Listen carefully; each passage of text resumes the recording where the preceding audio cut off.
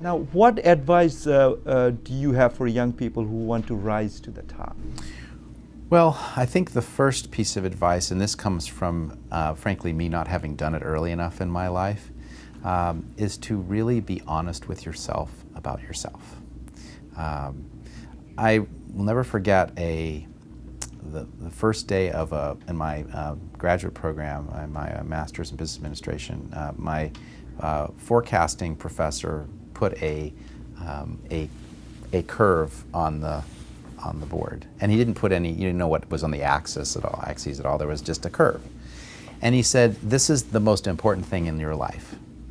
And everybody was, perplexed. What is it? And he said, "This curve, where you fall on this curve," and it was a risk curve.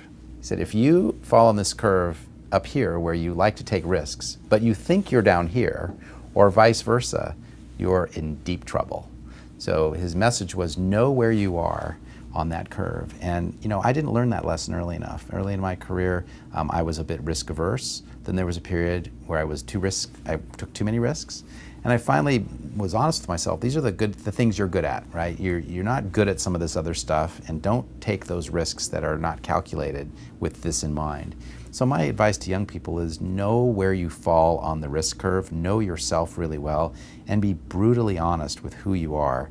Doesn't mean you can't grow and morph into other things, but if you deceive yourself, or you're not really at the root what the root of it is that makes you who you are, you're going to have trouble no matter what it is that you do. And then the other thing is just to, it's really what your organization does. It's lifelong learning. Don't ever stop learning.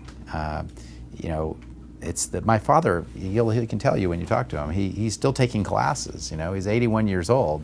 In fact, when I talked to him last night, he goes, "I'm writing a letter to the Boston Globe."